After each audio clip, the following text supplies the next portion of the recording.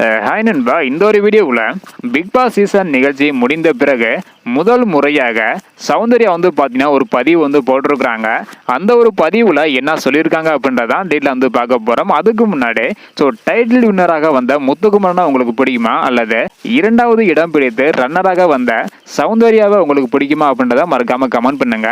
எந்த போட்டியாளருக்கு அதிகமான கமெண்ட்ஸ் வருது அப்படின்றத பார்க்கலாம். ஓகே நண்பா, இப்போ பார்த்தீங்கன்னா அந்த ஒரு பதிவில் சௌந்தர்யா என்ன சொல்லியிருக்காங்க அப்படின்றத டீட்டெயில் பார்த்துடலாம்.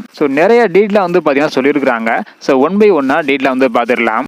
அதாவது, எனக்கு ஊக்கம் அளிக்கும் வகையில் நீங்கள் எனக்கு அளித்துள்ள வாக்குகளுக்கு நன்றி அப்படின்றதையும், நீங்கள் அனைவரும் எனக்கு உறுதுணையாக நின்றதற்கும், என்னை முழுமையாக காப்பாற்றியதற்கும் நன்றி அப்படின்னு சொல்லியிருக்காங்க. அது மட்டும் இல்லாமல் பிக் பாஸ் சீசன் 8 நிகழ்ச்சியில் எனக்கு 2வது இடம் கிடைத்து இருந்தது.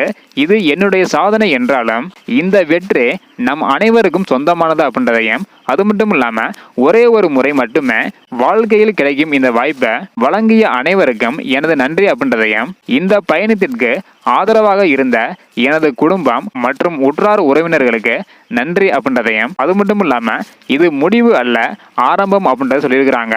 அது மட்டும் இல்லாமல் நீங்கள் அனைவரும் என் பக்கத்தில் இருந்தால் என்னால் இந்த உலகத்தையே எதிர்கொள்ள முடியும் அப்படின்றத சொல்லியிருக்கிறாங்க. அது மட்டும் இல்லாமல் உங்கள் அனைவருக்கும் மீண்டும் ஒரு முறை நன்றி அப்படின்னு சொல்லி அந்த ஒரு பதிவு பார்த்தீங்கன்னா முடிச்சிருக்கிறாங்க.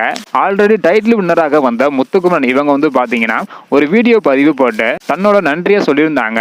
இந்த ஒரு நிலையில தற்பொழுது சௌந்தர்யா பார்த்தீங்கன்னா இன்ஸ்டா பக்கத்தில் நன்றிக்கான ஒரு பதிவு போட்டிருக்கிறாங்க. இதை பற்றி உங்களோட கருத்து என்ன அப்படின்றத மறக்காம கமெண்ட் பண்ணுங்க. அடுத்தடுத்த வீடியோவில் மீட் பண்ணலாம் நண்பா. தேங்க்யூ.